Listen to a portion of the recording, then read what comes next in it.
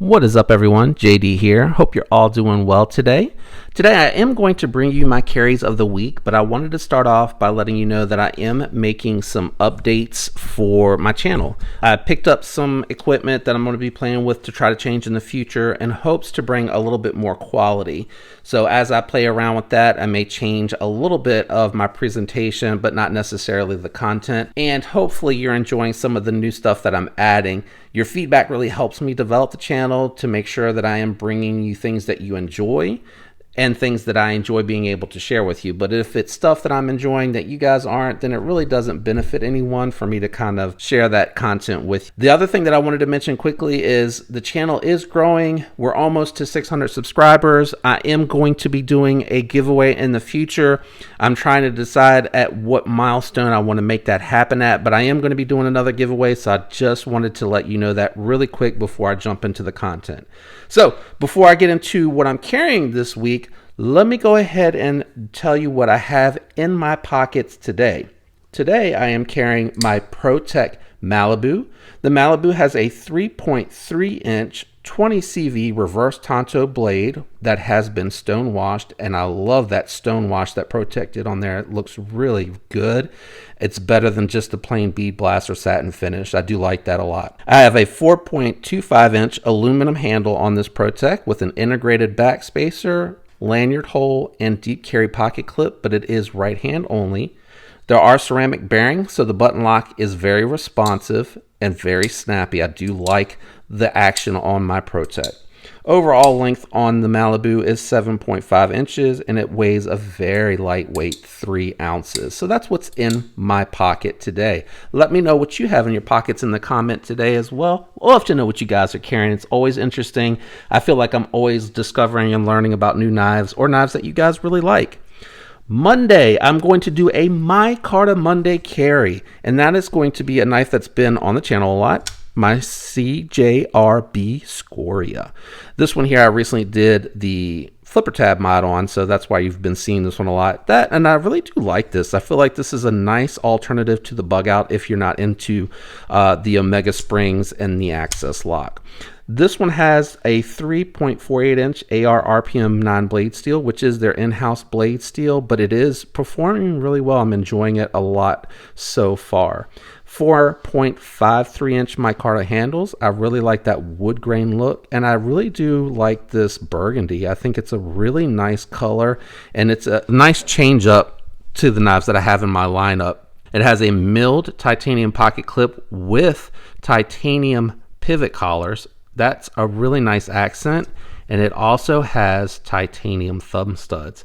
Overall length is 8.01 inches, so just a hair over 8 inches, and it is a lightweight 3.5 ounces. I really do like the action on this knife. I really love the new profile of that thumb stud. It's nice and low, doesn't look too out of place with the style of the rest of the knife, the curviness, especially when you're down here right behind the knife blade with the grip, and the finger choil here is nice for choking up for some light duty stuff. I wouldn't go too far with the knuckles into carrying it because I worry about slipping into the blade, which is really sharp. It is a flat grind with a swedge, so no drag, or to reduce the drag on the back end. So it does do pretty well. I've been really happy with it. Just something to keep in mind with this knife, it is very thin. If you like the thinness of a bug out, this is a nice option for your EDC, and it does reduce the amount of space and presence that it has on in the pocket. So that's my Monday carry. On Tuesday, let me see, I always get this wrong. I'm gonna try to make sure I get that up there plenty high. On Tuesday, I'm gonna go with the titanium Tuesday. What's Tuesday? I'm gonna go with a titanium Tuesday carry, and that's going to be my QSP Penguin. This is going to be my small knife carry for the week. This one has a 3.12 inch 154 cm blade steel coated in my instance. It does have 4-inch titanium handles, and it is a frame lock, guys. This is definitely different from your base model QSP. It doesn't have the liners, so it makes the overall presence thinner. The blade is thinner as well to make space for those ceramic bearings that are in the pivot. So this has really good action. Not that the base QSP Penguin does not have good action, but you can tell the difference here. This is definitely a little bit snappier. Overall length on the Penguin is 7.12 inches, so it just barely makes it into that small knife category, I suppose. And it is a very lightweight, 3 ounces. So again, this is a nice EDC knife. Neutral ergonomics, not really great, not bad. So it does allow you to have a comfortable grip when you're trying to open your Amazon package, or maybe breaking the box down after you open it. I really do like the sheep's foot from a utility perspective too. Utility cuts are really nice. You do not have to get up high at all.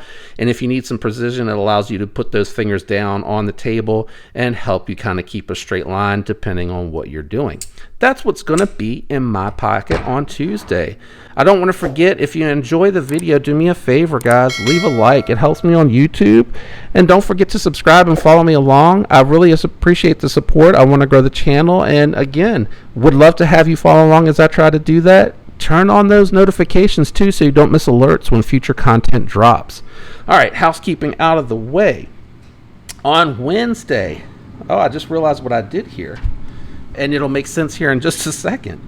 On Wednesday, I wanted to break out my recently modded Benchmade bug out, as you saw in the video here recently, or if you haven't, I'll leave a link right up here at the top that you can click on to go over and check out how I anodized my Flytanium scales. This is a regular on the channel because when I do my full reviews after the unboxings, this is one of the comparison knives because it is recognizable and fairly popular. It has a 3.25 inch S30V blade steel.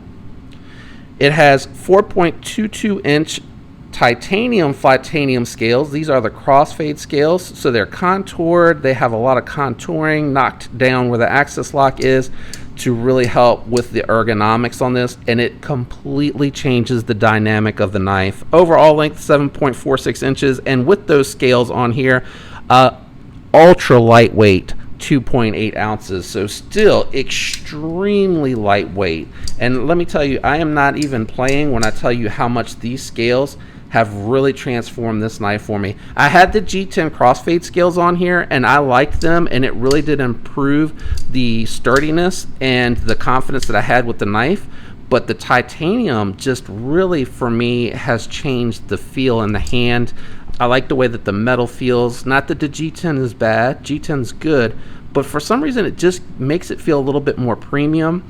I also think that the anodizing, if I can say so myself, came out really nice. I just really think that looks really good. Yeah, I did put the blue spaces on there. I consulted the missus, and she was in total agreement that it was going to look good, and I think we were both right that that just looks really awesome. I'm not sure about the hardware. I go back and forth about changing the hardware out, but I feel like if I go with a bunch of blue accents, it might be too blue. I don't know. Let me know what you guys think down in the comments about that. That is what's going to be in my pocket on Wednesday. Tuesday and Wednesday are my in the office days, so I do always feel like that bug out, especially now, can totally flex into an office carry. That looks premium. I love that look. Now, here's what I was saying that I didn't realize that I had done is, and there's not a big deal, but I just didn't realize it as I was trying to just look at my case, decide what I felt like carrying this for this week, and I picked out 2 Benchmades. So on Thursday, a knife that I just unboxed here recently on the channel, and I'm still getting a feel for so that I can do those reviews. So again, I unboxed so you can see my reaction and enjoy opening a new knife with me, which is always fun. I like watching other channels that do that as well. But I am in the process of carrying it to get used to it. This is also my first crew wear. This is the mini Adonis. I'm sorry. This has a 3.25 inch crew wear blade. So this is my first blade with crew wear. Might help if I didn't show you that upside down. And I really like the look of this. I wasn't sure. I went back and forth, but I was like, man, I have so many all black knives. I just couldn't pull the trigger on the black. And the burgundy G10 looked good, but I really just wanted something different. and I really felt like this fit the bill.